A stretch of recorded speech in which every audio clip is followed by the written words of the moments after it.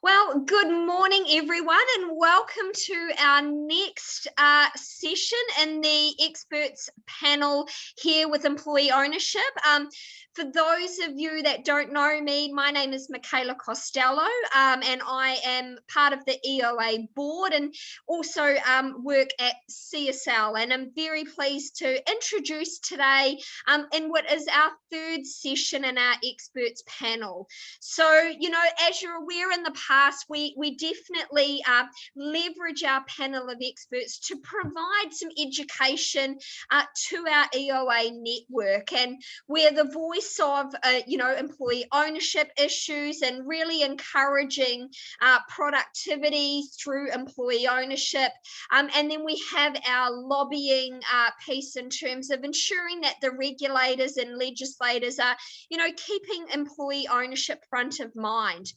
With our experts panel that we do have over the course of the year, we're running some different briefing sessions on topics, that are good for all of us, as whether we're issuers, whether we're administrators, that helps us in our roles with employee ownership. And today I'm pleased to introduce Toby Eggleston of Greenwoods, Herbert Smith Freehills, who's going to discuss the tax and corporate legal issues for employee share ownership plans for early stage or startup companies. So this will be a great topic for us. We've, had an introduction already this year into ESS tax reporting, and also sort of the fundamentals of the different types of plans or instruments that people can use. So without further ado, I'll hand over to Toby, who'll take us through the presentation. If you do have any questions, please send them through the Q&A function. We'll stop at different points and I'll be able to feed different questions through to Toby, but we'll definitely make sure we have time at the end for your questions. So I'll hand it over to you now, Toby. Thank you. Thanks, Michaela, and thanks everyone for joining this morning.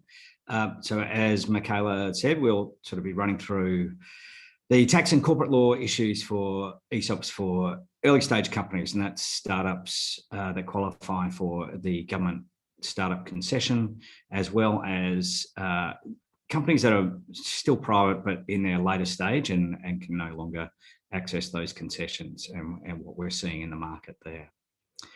So the presentation this morning, I'll go through sort of the basics of what to think about with preparing a compensation plan, the tax rules and valuation safe harbors for early stage companies that qualify for the startup concession, and then evolve that into what you can do when you move beyond that. The corporate law requirements for implementing an ESOP and the key issues for consideration in preparing the ESOP documents. So the basics. So I've set out on this slide sort of the key issues to think about when you're preparing an employee option plan, particularly for early stage companies. There is at the back of the deck a bunch of links to various articles and a couple of podcasts. There is one podcast in particular on the Andreessen Horowitz site, A16Z, about all things compensation. And they do a really good deep dive into how to think about allocating equity for early stage companies. But the issues that we sort of talk about when we're meeting with clients as an initial view is like how will employees and incoming investors view the ESOP, and both will want to ensure that it's effectively something that replicates or reflects sort of current market conditions, something that's not completely out of the ordinary. You can definitely tweak bits here and there to make it suitable for your particular company. But generally, employees and investors will want to ensure that what they're getting is something that is akin to what they're seeing generally in the market. The next question is, how big is the option pool that you're going to certainly initially plan to carve out in your capitalization table? And this is a really important question for founders to think about, because each time effectively you do a new fundraise, part of the negotiation will be, well, how big is the option pool going forward for the next 18, 24 months? And that dilution effectively gets borne by the existing shareholders. So there is a tension there between making it, ensuring that the existing shareholders don't get diluted too much, but ensuring that you've got enough to ensure that you've got enough equity to hand out to new employees and make top-up grants to key employees that you want to keep. Generally, it lands somewhere between 8 to 15%, and that's obviously quite a wide range. But the key thing to think about is what's going to be your hiring plan and retention plan over the next 18 to 24 months, particularly until your next fundraise, and think about what equity will you need to hand out to those employees, and then sort of work that up so that you've got some justification for when you're negotiating the term sheet with an incoming investor, why you've landed on a particular number, or why you might push back on an option pool that the VC puts in there at 15%. Next question, how wide are you making your offer? Is it to all staff or only a select few? That can certainly have an issue or an impact if you're looking to do a share plan. You may need to make it a wide-ranging offer. Different companies take different approaches on this, particularly in early stages. They may want to offer equity plans only to key employees early on and then branch it out more broadly, or other companies will take a much more sort of broad-ranging view and want to ensure that everyone is along and aligned on the equity incentive ride. And then once you've worked out your pool and how wide you're making it, then the key question is, well, how many options are you, or how much equity are you giving to each employee? And this is, there's no magic, or sorry, there's no science to this. It's a bit of, what is expected in the market at that particular point in time. And the market is dependent upon, where you are located, where you're hiring your employees from, what stage your company is at. So early stage is obviously, you're probably going to be handing out slightly more equity percentage points than at later stage. And obviously key employees, certainly people like CFOs, COOs, your chief technical officer, your VP of engineering, that sort of thing, will get a higher percentage. One of the links at the back, there's certainly comparable tables that people have put in, and there's one there where you can punch in, where you are located, whether you're in San Francisco or Europe or somewhere else, and at what stage and at what and who are you hiring for, and that can give you an idea as to how much you should be, or what the current sort of market is at that point in time. The next point for options, what is the exercise price? So the issue here from a tax perspective, the exercise price will drive a lot of the tax consequences. For a company that meets the early stage or startup concessions, one of the key requirements is that the exercise price equal the current market value of the ordinary shares. There's a concessional way for calculating that amount, which can be at a significant discount to what might be considered the real market value. But that's sort of a real key point for employees, as it obviously may deliver more or less value.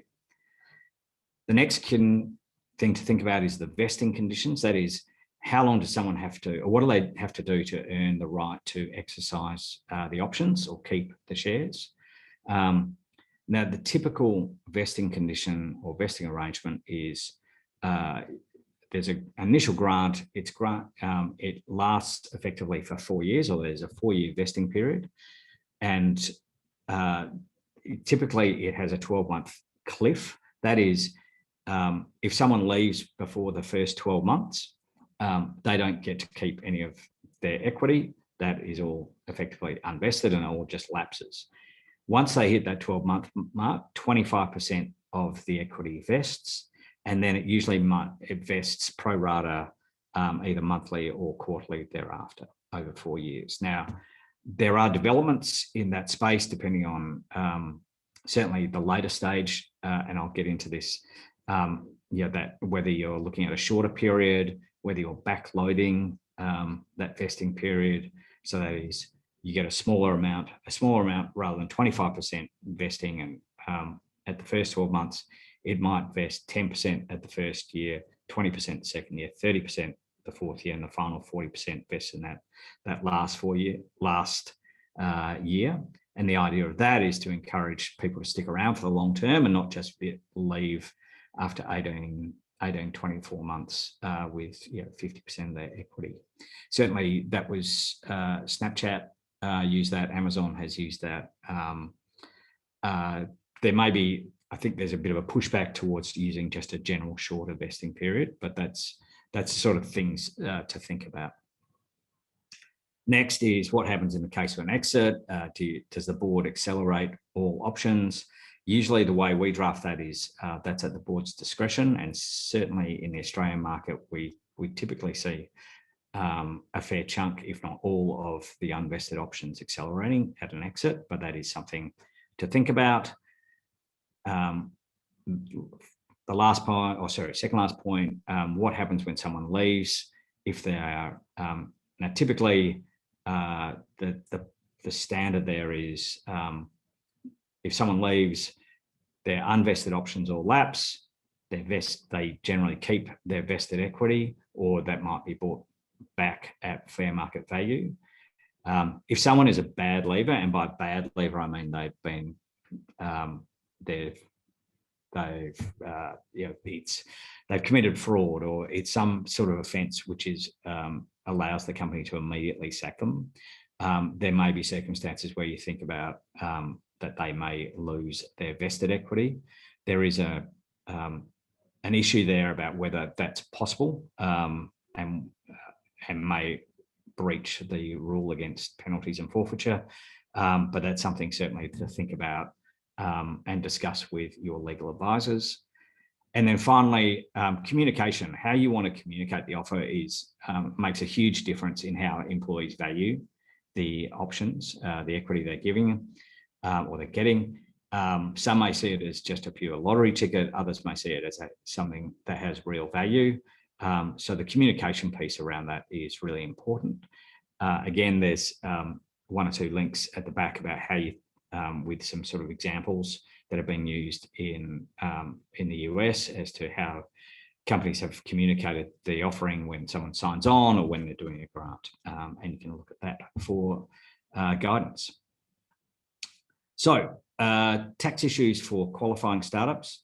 So these concessions were brought in 2015 as a response to a lot of lobbying that was being done, particularly by Scott Farquhar and Mike Cannon-Brooks, around the problems they were having granting equity to employees in a private company. The ESOP rules generally in the Tax Act were drafted back in the 70s and 80s with listed companies in mind, and so hadn't really evolved to thinking about how they might be more generally applicable for private companies.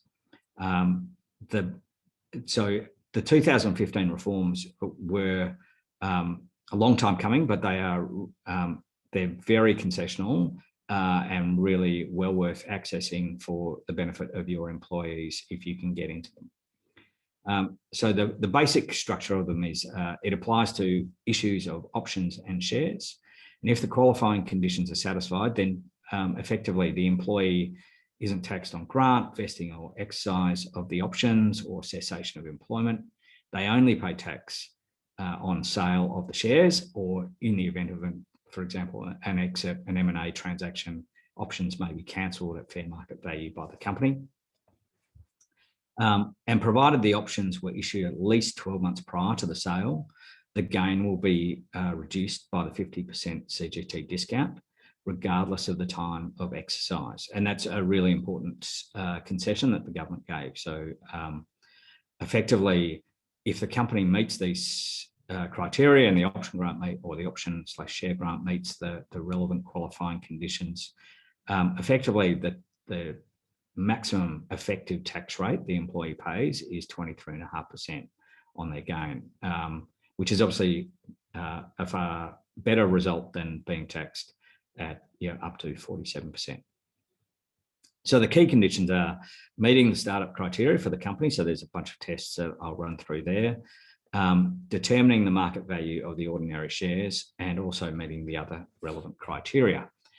So what is a startup? So under these rules, there's a couple of key requirements, and the government, when they were preparing these rules, wanted to make it, wanted to sort of draw quite a bright line as to whether you qualified or didn't qualify, so that the company didn't have to spend a lot of time and engage a lot of legal effort to try and work out whether they fell within these rules. So they are a bright line test, which is good and bad. The good is it's quite easy to work out whether you qualify. The bad is that there are circumstances where it's perhaps unfortunate where the line has been drawn, because there are certainly companies which should, in my personal opinion, fall within these concessions, but for one reason or another don't. So the first requirement is that the employees are employed by an Australian resident company, but that means you can have a non-resident parent. So it is available for companies that are subsidiaries of UK, US parents, or where the Australian company has sort of top hatted into the US. Shares, the shares aren't listed at the end of the most recent financial year before the grant of the equity. The company and all the members of the group have been incorporated for less than 10 years at the most recent financial year before the grant of the equity. And finally, that the aggregate turnover is less than 50 million at the end of the prior financial year. As said, those last two criteria can be a bit harsh. Certainly, we've seen an example of one company where a founder had basically used an existing company that they'd had around, and rather than spend additional money setting up a new company for their next venture, just pivoted and continued on with their existing company. Unfortunately, by the time they started getting traction, that 10-year period had expired.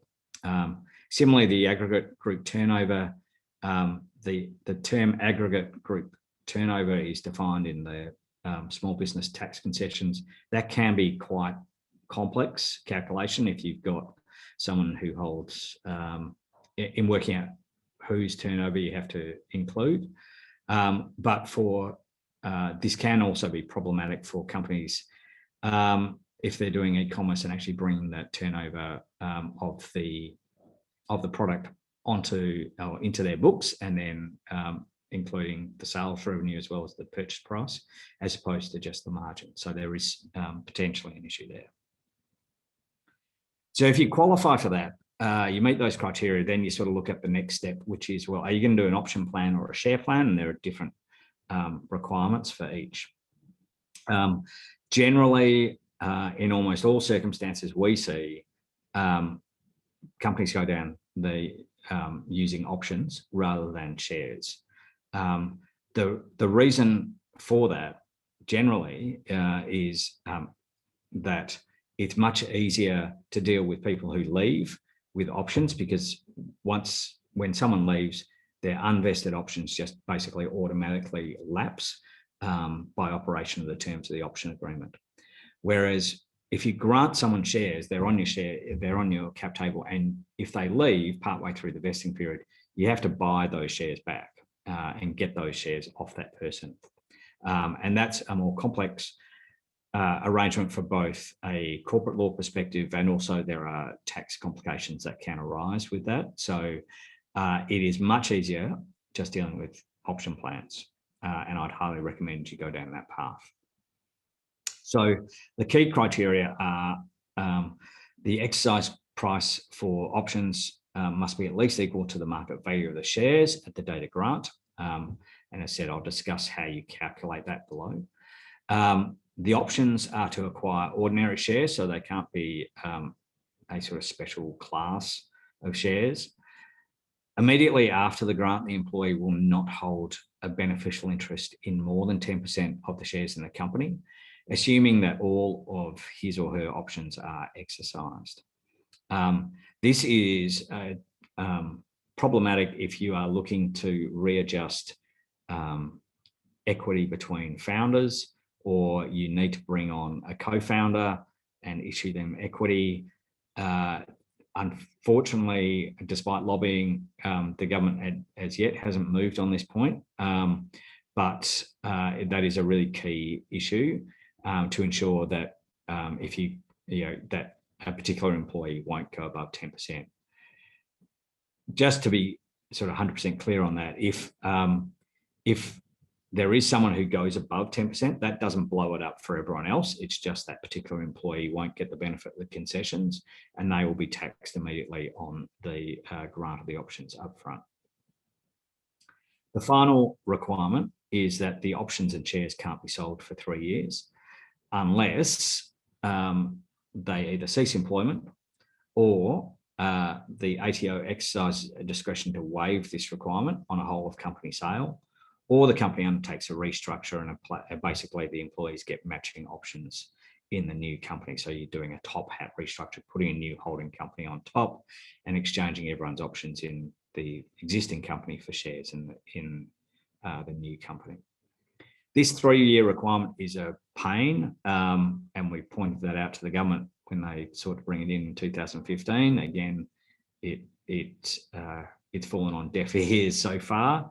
But the problem here is, in the event that you do go down, well, there's 2 problems. The first is if you are doing an M&A transaction, so someone comes along, wants to buy the company, and you've done an option grant in the last 3 years, the company has to go to the ATO and basically ask for them to waive this disposal restriction.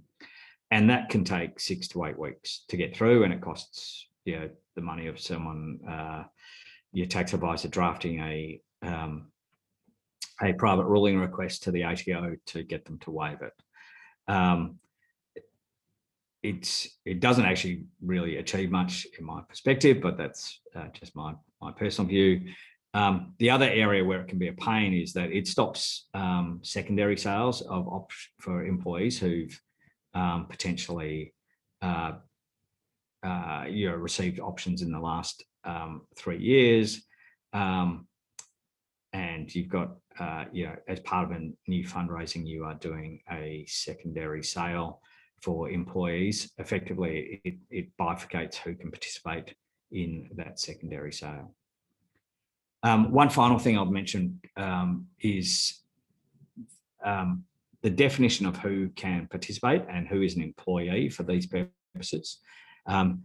Who can participate is driven by the terms of your option plan, but an employee for the purposes of these rules is basically someone who is actually a common law employee of the company, so they're receiving salary and wages. It can also it also extends to directors of the company if they're not employees, and also contractors who are contracting in their own personal name, in their personal capacity, as opposed to via, for example, their own personal trust or personal company. So you can offer options under these plans to, for example, advisors who are coming in.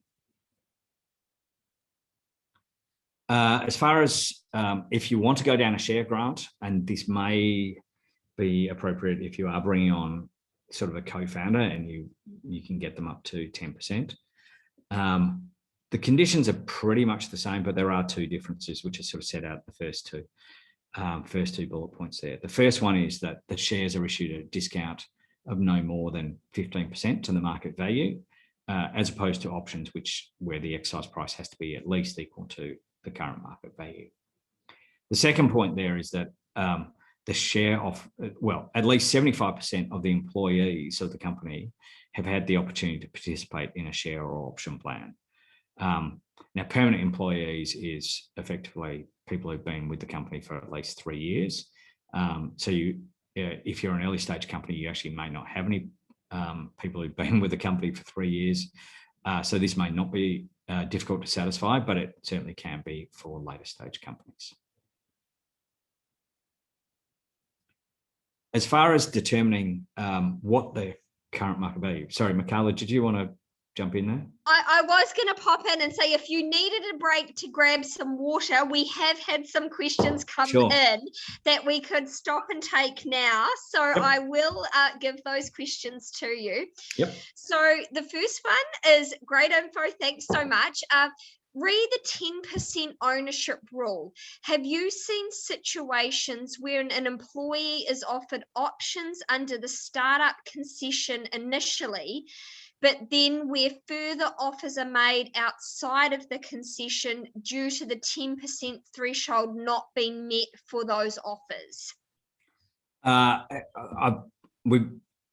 We've certainly discussed it. I don't think we've actually ever advised anyone to do that, because if I think it's it is fact dependent, but if the two offers are really being discussed concurrently, the concern there is that the ATO would treat, I mean, if you only separate the grant, you do your option grant on day one, you do an additional, a qualifying option grant on day one, and then do a secondary grant on day two, which doesn't qualify for those criteria. The ATO might look to say, well, you've structured this in a way to get around that 10-year or that 10% rule, and therefore look to apply the general anti-avoidance rules. Perfect. Which then that might lead actually into the next part of the question and can you confirm that the second offer, not under the concession, won't affect the tax treatment of the first offers, which were made under the rules of the concession? Yeah, I think it's very fact dependent. And I probably should have said at the start, obviously, we're not giving legal advice and you need to speak to your legal advisors. But I think it depends on the facts. And if they were, if it was, there was someone who had been given 10%, in year one, and then in year two, that there was a top up grant which put them over 10%. I think that's that second grant wouldn't affect the first grant. But if, as I said, if they're sort of being discussed concurrently and it's being structured in a way to try and access this concession for 10%, but you really are giving them more than 10%, I think you run the risk that the ATO would look to apply the general anti-avoidance rule, and that would impact the grant, the initial grant. Perfect. So the next question is, with regards to the 3-year sale restriction on options, would this mean that employees are excluded from exercising the options by way of a cashless exercise, assuming there is a market to sell them, i.e. only an exercise by paying the exercise cost in full is permitted, and then the underlying shares that are provided as a result continue to be subject to the 3-year sale restriction? Certainly, the 3-year sale restriction applies to the options and any resulting shares that are received on exercise. In the event that you have a situation where there is a sort of secondary offer, so someone is looking to do a financing, and as part of that, the company or the financiers are happy for employees to take some money off the table. Often we see employees being given the opportunity to participate in that. The employee still has to pay the exercise price, but that may be funded out of sort of a short-term loan, which is used to effectively offset the sale proceeds, and they just get the net sale proceeds. But you can't get around that 3-year restriction period, unfortunately, unless you either get a waiver from the ATO, you cease employment. Unfortunately, it's just sort of a really strict requirement, and if the company waives that requirement, then it blows up the concession for everyone who's affected. Perfect. And then the last one we have waiting at the moment is, rather than doing a share grant to give a co-founder shares automatically, could you do it by an ESOP with immediate vesting satisfied so they can exercise pretty much right away? You can. Well, there's a question, I guess, as to whether it's really an option or a share grant. If the intention is to, that they immediately exercise.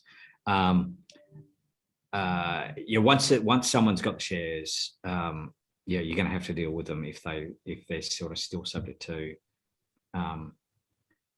to buying, or if in the event that co-founder leaves, you don't want.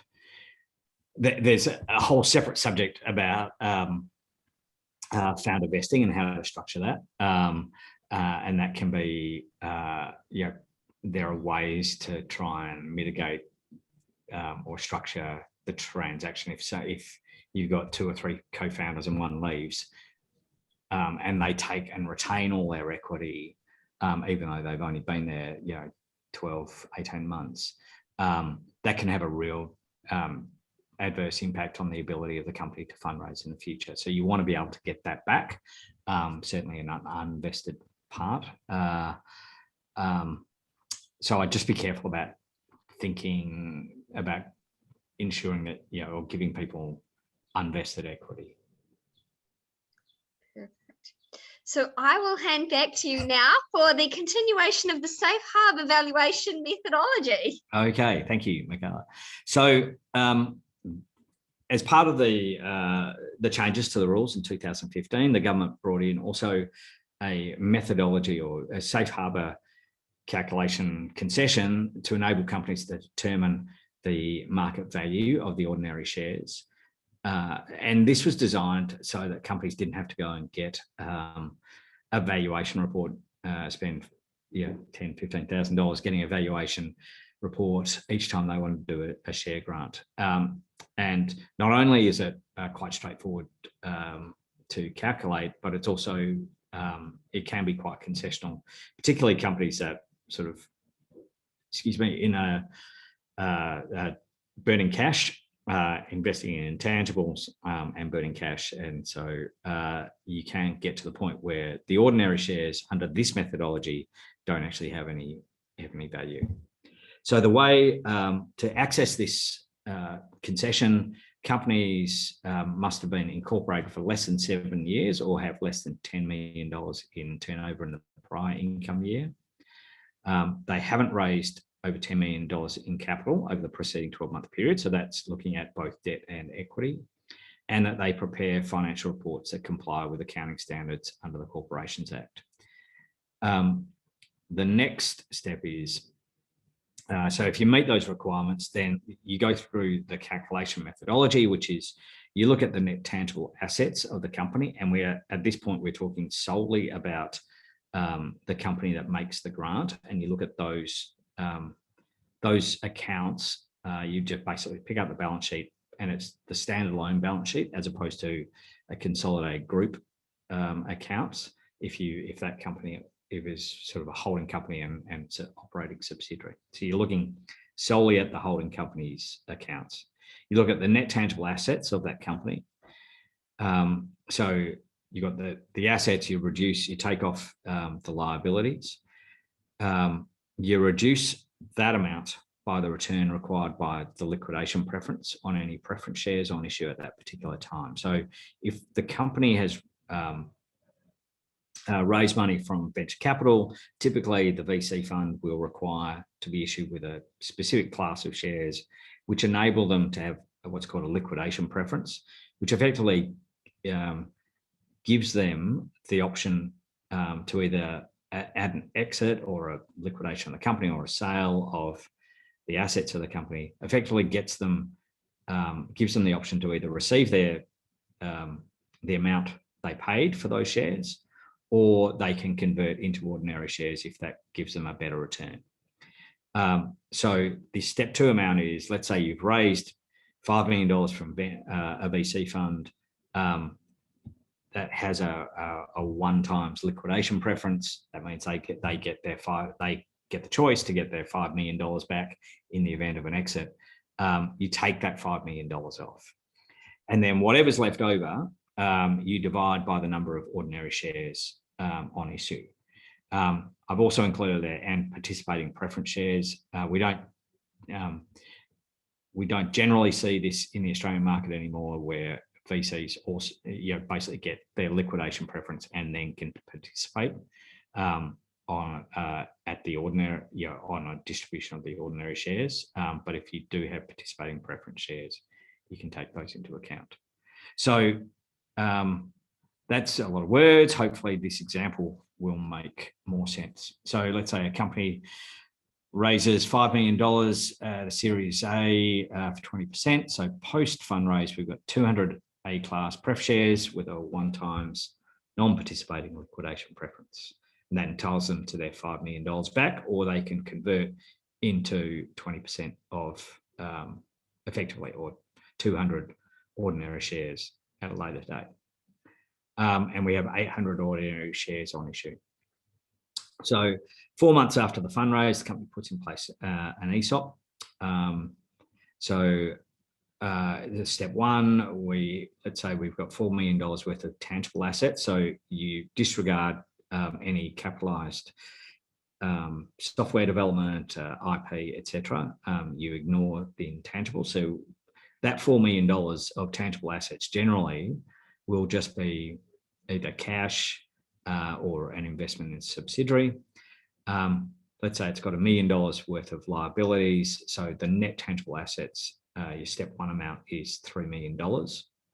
You deduct that liquidation preference off that $3 million, so you're now at -$2 million. And so the result is, under this concessional method, that the ordinary shares have no value. Now that's that is sort of disregarding the fact that you've raised $5 million for 20% of the company. So what that means is you can issue the options with a zero or nominal exercise price.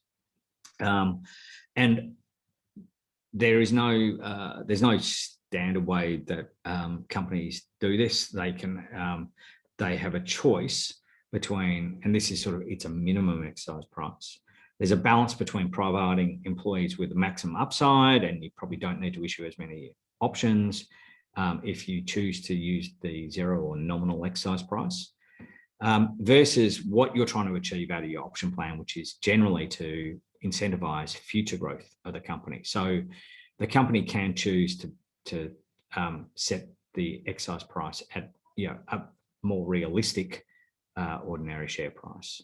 Now, another overlay on that is if the company has employees in different jurisdictions. So, for example, in the US, in there, the company would be required to do a valuation of its ordinary shares in order to access the US sort of tax concessional regime for employee options. And that's under, it's referred to as a Section 409A valuation. And the company, given its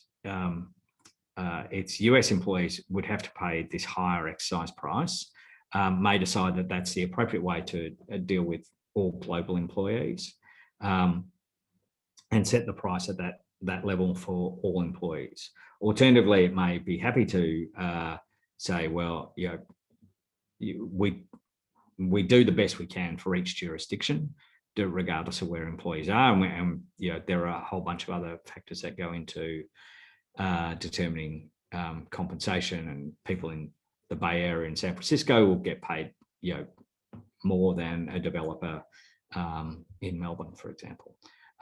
So that's an internal discussion. As I said, there's no sort of general practice. It really depends on the company forming its own view on what's the most equitable way and appropriate way to deal with its employees. But it's just being aware that these are sort of the issues to think about and then land on. So there are a couple of issues with the NTA calculation. The first question is, ensuring your financial reports comply with accounting standards. And that should be okay. It's not entirely clear what the government meant by that, but it's just something to tick off. Where a company raises funds, particularly in early stages, they may raise funds under what's called a SAFE, so a simple agreement for future equity, or a convertible note, which may or may not be considered a liability for accounting purposes. Depending on the accounting treatment of those, they may not dilute the ordinary share value, and also they won't be taken into account in determining the number of ordinary shares on issue. But the cash that is raised using those instruments does get included in the top line as part of your net tangible assets. As I said, the calculation is done at the holding company level on a standalone, not consolidated basis. So if your IP is sitting in a subsidiary of the holding company, then effectively the holding company picks up the book value of the shares in that subsidiary, the amount of money it's put in for shares into that entity as its investment in the subsidiary, and that is the amount that's taken into the net tangible asset calculation. And so you can't disregard effectively the capitalised cost of that IP. Again, as I said, debt is taken into account in determining your net tangible assets, but if the debt is at the operating company level, then that's not taken into account. So one of the things we've sort of raised with the government is, well, should they be looking really more at a sort of consolidated group basis where you've got a company with a holding company, operating company structure, and yeah, so far nothing's happened, but we keep sort of pushing on that. So if you don't meet the criteria for that NTA calculation, you can use, there is a second safe harbor valuation methodology, which is basically you can get the CFO of your company or basically a person having knowledge, expertise and training to perform valuations, to do a valuation which takes into account, which is much more like a real true valuation of the company. And I've gone through or listed the 4 factors there that they take into account. And then that valuation is endorsed in a written resolution by the directors of the company and the resultant value. And so if you do that, you go through that process, it's in writing, get the board of directors to sign it off, then the ATO won't come back and reopen and question that valuation methodology. That, of course, will get you much more closer to the real value of the ordinary shares rather than the NTA calculation. Other issues with startup concessions is there are the reporting requirements, which Mark went through 2 weeks ago. There is, each time you do a grant, you have to do a reporting obligation to the ATO and to the employee at the end of the financial year. There's TFN withholding if you don't hold the tax file number of a particular employee, and payroll tax. The value of the options also gets included in taxable wages for payroll tax purposes. So that's the startup concessions for early stage companies. If you move beyond that, and you can't access those, then there are a couple of ways or a couple of different things you can look at. I will quickly run through this, as sort of rapidly running out of time, but there's a couple of options here. One is you issue options with exercise price equal to current market value. In that case, you're in the general Australian tax rules for taxing employees with equity. That is, tax is deferred until the earlier of the exercise of the options and lifting of any sale restrictions, cessation of employment, and that's subject to the budget announcement getting enacted, and 15 years from grant. Now, the difference here is that that the value of the option at that deferred taxing point is taxed as income rather than as a discount capital gain. And then once you've got that, that's your cost base for the instrument, and then any future growth is taxed under the capital gains tax regime. The second way to give equity to employees in late stage private companies is to do is basically an option with a zero exercise price or performance rights, and these are equivalent to what the US refers to as restricted stock units, which basically are effectively a right to be given a share at a later point in time, provided you meet the vesting criteria. So the same tax implications there. The benefits of going down of this sort of zero exercise price option performance right RSU structure is that it guarantees to deliver some value to employees. So with an option where you set it at the ordinary share price, they only get the value if the share price goes up. If the option is underwater, that is the share price is below the exercise price, then the option has little value. And we saw that when Square went public, they'd issued a whole bunch of options. There's the exercise price, the listing price was well below the last exercise price that they'd issued those options out, and so employees did feel they got gypped on that. So that's just something to consider. It avoids issues with employees having to find or fund the exercise price if they want to exercise the options. And it also means you can issue less options than options with an exercise price at fair market value, because you're sort of guaranteeing some value to employees. Other alternatives are to think about premium priced options. That is, the exercise price is set at effectively such a high price above the current market value that the option has no value from a tax perspective, where there are rules in the income tax regulations which allow you to, there are tables in the income tax regulations, which is a basic option pricing model, which you can use to determine the value of an option at any particular time. If you set the exercise price at twice or just over twice the current market value with a 15-year exercise period, the option has no taxable value. So that would mean that there's no tax on grant, vesting or exercise, and generally any gain is taxed under the capital gains tax rules. Obviously, you're missing the growth between the current price and that 2x price. But if the company is going for 10x growth, then missing out on 1x of that is perhaps a fair trade-off or a reasonable trade-off. And we do see this when you're trying to redistribute equity to founders. Premium priced options is one way to do that. And then the last one is a loan plan. So this is a limited recourse loan for employees to acquire shares at market value, and provided they're acquiring them at market value, generally any gain is taxed under the capital gains tax rules. There are complications with loan plans. They're difficult and expensive to administer. There's potential fringe benefits tax unless the loan is made to the employee in their own right and there's a reasonable expectation of receiving dividends. And if the employee already holds options or shares, there's potential risk under the deemed dividend rules in Division 7A.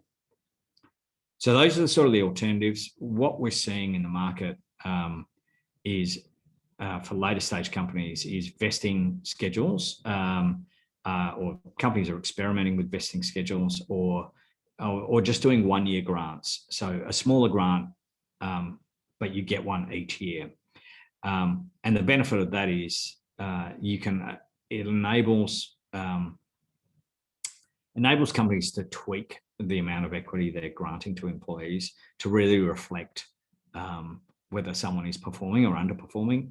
If you do a grant which is over 4 years and that person,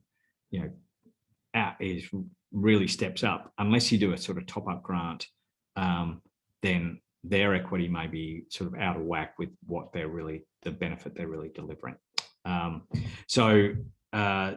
There's also, with later stage companies, it's the risk reward sort of perceptions is completely different. And when Stripe announced that they were going to basically 1 year vesting cycles, it basically, there was some discussion in the sort of tech media, and the 2 points that have been drawn out by some, first, that 4 year vesting cycles don't generally function as a golden handcuff in late stage companies, because the employee's new company will simply match the existing stock grant.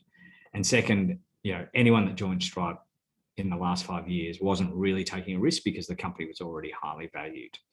But they've been getting these huge increases in compensation thanks to the continued rapid growth So that's something to think about when you're structuring your employee grants in those later stage companies. Michaela, do you want to quickly jump in and just deal with those? Yes, I will questions? if I can. We do have our 3 questions lined up. So the first one is, if the options are issued more or less at the same time as the company is set up and the founder's shares are issued, does the company still need to go through the NTA calculation, or can it just be assumed that all shares are worth 0 or close to? I would still suggest using the NTA calc, but yeah, it's just a safe harbour calculation, so the ATO won't reopen it. Whereas if you just you pick a number based on a recent fundraise, there is potential concern the ATO might come back and say, well, you didn't take this into account, and you didn't. You should. The real value was slightly higher, and therefore you've missed out on the startup concessions. But if you're issuing options at the same time or the day after you form the company, I think you should be fairly safe there. Perfect. The next question is the valuation of the options to be reported for payroll tax tied to the NTA safe harbour method? It depends on the jurisdiction. So in Victoria, we got them to accept that the NTA valuation methodology was the appropriate way to calculate the value of the ordinary shares, and therefore you can then. The way the payroll tax calculations is slightly weird. It throws you back into the income tax regulations, but we got the Victorian State Revenue Office to accept that the NTA calculation was a fair representation of what the ordinary share value was, and so the payroll tax calculation should be based off using that. But it does depend on jurisdiction by jurisdiction. I'm not sure whether any other jurisdictions have certainly issued formal guidance on that. Perfect. And then probably related to that one is the reporting point triggered by option grant date, vest date, or exercise date? So this is, if we're talking about the ATO reporting obligation for companies that meet the startup concession, it's in respect of the grant date. In respect of shares that were, or options that were issued during the year, rather than the vesting date or the exercise date. And that can lead to some slightly strange results. If someone has been granted equity, but they leave during that income year, you still have to report you have to report that grant of equity to the ATO and to the employee, even though effectively they've lost it. And then the next one is, firstly, great session, Toby. Can you please go back to the early stage ESOP rules around issuing to advisors? They can't use their trusts. Yes. So there's a concessional rule in 83, I think 325, which says for the purposes of the employee option rules, an employee is someone, includes someone who is contracting with the company effectively in their own right. But it doesn't include someone who is contracting through another entity such as their trust or as trustee of their trust or company. Perfect, thank you. And then the last one is not a question for you, it's one I can actually answer. There is obviously a recording of the session that will be made available on the EOA website under our sort of education and webinar section. And so that will probably be up next week sometime. So thank you. And I will throw back to you again, Toby. Okay, in the last 5 minutes, we'll fly through the sort of key legal considerations. So companies offering options or shares to employees must, there's a general requirement they must issue a disclosure document unless the offer falls within an exemption. The 3 exemptions that may be relevant here, One is if someone's a sophisticated investor, that's someone who has an accountant certificate saying that they have net assets of over 2.5 million, or gross income for the last 2 years of over $250,000. That may be suitable for founders or advisors who've exited companies and have done well for themselves, but that won't generally be your employees.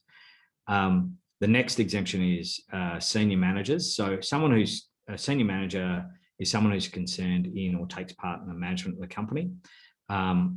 So that will usually be someone who's got a divisional head, or they're in the C-suite. So CEO, CFO, CIO. So the idea there is they are intimately aware of what's actually happening in the company and therefore don't need a disclosure document. And then finally, the one that most early stage companies rely on is small scale offers. That is personal offers of securities raising up to 2 million from no more than 20 people in any rolling 12-month period. And you work out that $2 million by multiplying the number of options you issue versus by the exercise price. So if you can use any of these exemptions, and they don't. If someone's a senior manager, they don't take up any of the room under the small scale 2012 offering exemption. But this is a real problem. So this generally works for early stage companies, but as they start bringing on more people, you hit that 2012 requirement or threshold pretty quickly. And so there are a couple of things that can be done. The government has announced that they will be looking to amend this regime in the budget. We haven't seen any legislation yet. So this is just what it is at the moment. There is an ability to issue an offer information statement, which is a sort of streamlined disclosure document. Can't be used by foreign companies. It's capped at $10 million raised. Can't be used for option plans, according to ASIC, by private companies. And you got to lodge a 12-month financial report with ASIC, and which is audited. There is a class order. Again, this is subject to, which allows issue of securities under an employee equity scheme without a prospectus, subject to certain conditions. It's capped at $5,000 per year. The idea is that will go up to $30,000 per year, but there are additional complications with that methodology, using that ASIC class order relief, and we generally don't see it. I should say this part of the I've extracted from my colleagues at Herbert Freehills, so you will need legal advice on this sort of stuff whenever you're doing any sort of offering. Hopefully most people in the early stage can, as said, access that 2012 exemption, but scale-ups certainly need to be thinking about this. So what that leads to is we're looking at actually doing a prospectus for an ESOP. And that might sound daunting and expensive, and it probably is, but you can do effectively a streamlined prospectus offering. And it also sets the company up for, you go through a lengthy due diligence process, but that sets it up for future capital raisings or a future IPO. And so it's sort of just doing the work now that you may have to do at a later stage. So that is still in a sort of state of flux. As I said, the government has announced changes in the budget, but we haven't seen anything yet. And then finally, just wanted to touch on what exactly the documents that you do when you're doing an offering. There's two things. One is the plan rules, and also then there's a pro forma offer letter. Peter Dunn from Herbert Freehills and I were involved in drafting these documents for the open source documents on the ATO website. So anyone can download those for free, or you can ask your lawyer to basically prepare some. Everyone's got their own slight tweaks on this, and it doesn't contain any sort of bad leaver conditions. If you and I would recommend getting legal advice, but the cost of doing it by making those documents open source sort of really pushed the cost of preparing an option plan way down. So the offer letter sets out the core elements for each participant. You can change the vesting criteria, the number of options for each employee, and then they acknowledge that they are participating in the plan. They sign the back letter of the offer letter, which acknowledges that they're subject to the plan rules. And then the plan rules contain sort of the default vesting arrangements, which is 4 years with a 12-month cliff, but you can change that in your offer letter. And then there's various protections that are built into the plan rules. And most of that is enabling the company to control the equity to a degree. So for where people cease to be employed, as I said, generally options lapse, subject to board discretion, and the company has an ability to buy out vested options at fair market value or allow the former employee to keep options. And that may be appropriate if someone is leaving to go to a competitor and you don't want them on as a shareholder going forward. And then finally, there's also a procedure in place in the case of a listing or a share sale. So the company will want to be able to drag its employees along in the event that there's an exit. So there's an ability in the plan rules to do that. And then that also gets them to acknowledge that if they exercise the options, they sign up to the company's shareholders agreement, which usually will have similar arrangements. And then as the key requirement from a tax perspective, the pro forma plan rules contain the 3-year restriction. So you meet that criteria. So that was pretty much it. As I said, at the back, there's a whole bunch of links. Certainly Index Ventures have put out a comprehensive publication called Rewarding Talent, which goes through, sets out the rules for a bunch of different jurisdictions, including Australia. Yeah, that's a really handy resource. There are, just trying to find the Employee Equity Project is also quite good, and this Comparably website is also useful in determining how much to provide to each employee. And then, as I said, this A16Z podcast is very good and highly recommended. So that was pretty much it. Sorry for going slightly over time. No, all good. And that was it on the questions. So look, thank you, Toby, for a very informative session. That was really good. And there's been some good feedback coming through on the Q&A chat. So thank you for that. And to those on the call, obviously, as we mentioned, the presentation will be made available via the EOA website. And just a reminder to put in your diaries, our next expert panel session is on the 12th of July, and that is about taking your plans international. That will be hosted by EY. So make sure you have got that in the calendar. But Toby, once again, thank you very much for your time and presentation today. And thank you for everyone for dialing in, and have a lovely day ahead. Thank you. Thank you.